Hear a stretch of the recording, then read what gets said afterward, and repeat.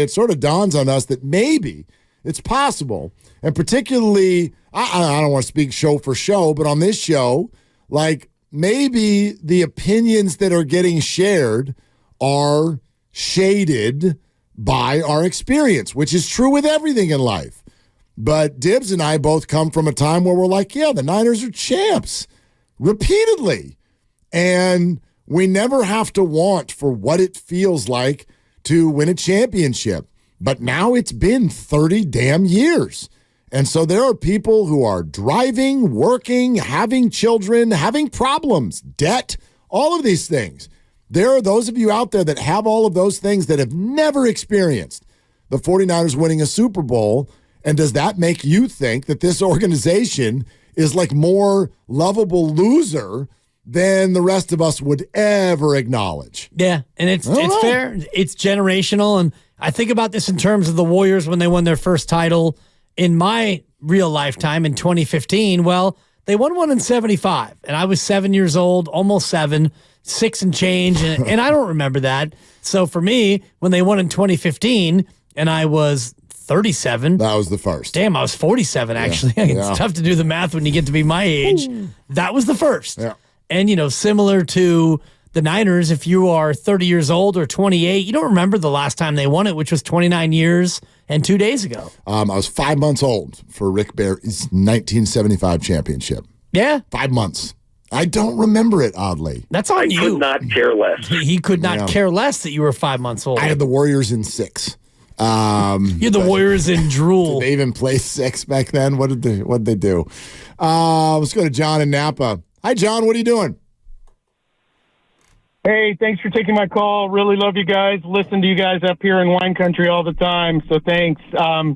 Here's my Niners confession. I'm 52, and as a kid growing up in Southern California with all my cousins and uncles in the Bay Area, I have major Niner trauma.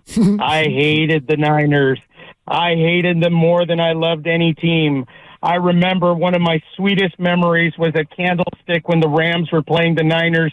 Somebody hung a bed sheet that said, "Eric, be nimble. Eric, be quick. Eric, be burned at the Candlestick." I remember that. And the Rams burned them that year. Fast forward to college, I hated the Niners. I got 2 Niner tickets, and we gave them away in the parking lot to somebody because I couldn't stand watching them.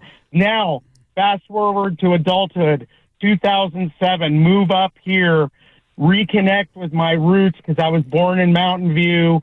And first it's the Giants, then it's the Warriors, and now it's our turn. Go Niners! Love it. Love it. John, can I ask why you hated the Niners in the first place if your roots are here? Because growing up, I was in LA, we would get a phone call from every relative every time the Rams got beat, the Lambs got beat, every time the Niners won. As a little kid, we dreaded that phone call, and they would gloat. They would give us so much crap, and we just grew up with a seething hatred of them.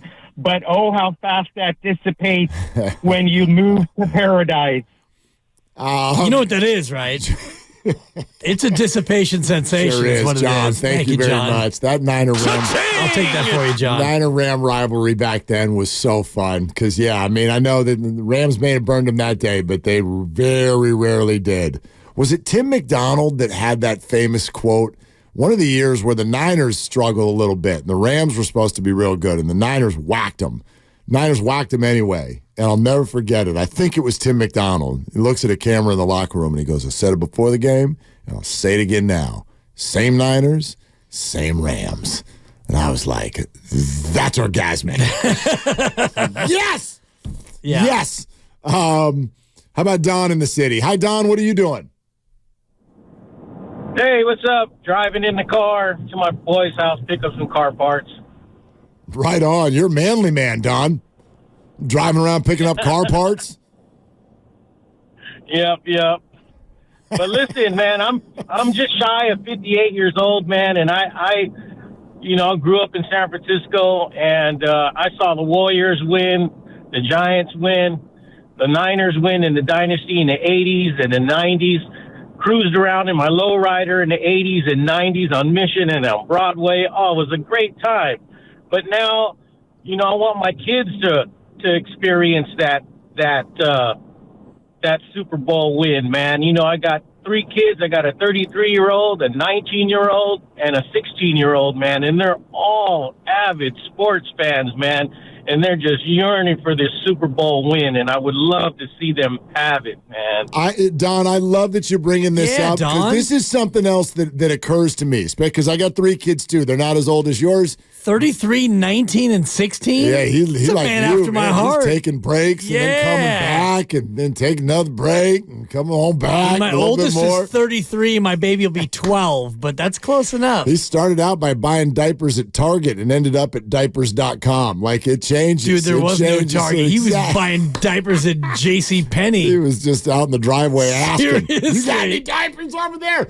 Anyway, this occurs to me. To some of us, it's such a weird thought still that there's a whole generation going, well, yeah, the Giants won a bunch and the Warriors won a bunch, but man, I'd sure love to see the Niners win one. What a cycle of life. Because I spent, as we said, my entire period of my life heading into adulthood with a foundation of the Niners are amazing. They're in the playoffs deep every year for 20 years. And the Warriors and Giants were a joke. A joke. Joke. Every year, except for one, 1989, and the world shook the damn World Series right out of us. 2002. Well, right, but that was after. I mean, the Niners were already coming out of it. And even then, it's like, okay, yeah, you were good. You'd have a good year here or there, but like the concept of the Warriors or Giants ever having a dynasty, like, was the stupidest thing that you could have ever come out of your mouth. Even winning a chip. You're right about 89, and I remember 86, which was my senior year in high school. Shout out Tom Avakumovitz, Rick Barsati, and Steve Rabb, my 3 high school best friends. We went to a ton of games that year because they had a pitcher who we loved who was having a career year. His name was Mike Krukow, and he would go on to win 20. And every time he would start, we were there because we loved him. We loved his style. We didn't know that he would go on to be at a babe. Yeah. We didn't know that he would go on to be Mike Krukow, but at the time, he was a good pitcher. We loved his starts, and we'd go to Candlestick, and you could go in the lot and buy tickets and get tickets for $5, via back when the resale market was a guy who was saying tickets. Dude, yeah, Giants games used to take no planning. No planning. You could look at each other at 12:15 on a Saturday for a 105 game and like, you want to go? Totally. All right, let's go. Golden Gate Bridge was $2 to cross, and so like, I got a $10 bill in my pocket. Let's go. Let's go. Stop at Gordo's on Irving and get a burrito. Enough left over for popcorn when you get inside. But it was never a thought of like, you know what? Couple wins here, they might be a real World Series contender. And that's why 89 came out of nowhere. And it was like, oh my God. And then the quake, and then the A's were just flat better, no matter how that went. But the earthquake didn't help the Giants because the A's were able to throw Dave Stewart in game 1 and 3. And that whole thing was a wrap. Well, yeah, the A's were better, and they were already up 2-0. The A's were the dynasty. Absolutely. But I still, like, the Giants, the one thing that sticks in my head is when they came back a week and a half later to play game 3. Yep. I can't remember which Giant it was, but somebody had the quote. They were like, honestly, at this point, I could take it or leave it. And I'm like, what? That series is over. Sure. That's the mentality of, and I get it. Disaster had struck. Lives were lost. Yes. Yeah. Yeah. A Giants dynasty. What the hell are you talking about? The Warriors? No. And I mean, honestly, it's laughable. The closest thing to a dynasty at that time outside the Niners was the A's. And they got Kirk Gibson in 88. Yep. And they won the Quake in 89. And then they got beat by the Nasty Boys in 90 in Cincinnati. But the A's very well could have won 3 in a row, and they could have been a dynasty. And forget where they are now. We can get to that down the road because that thing is an interesting story. Indeed. But in terms of being 30 years old right now as a Niner fan, you don't know what it was like in the good years. How could you?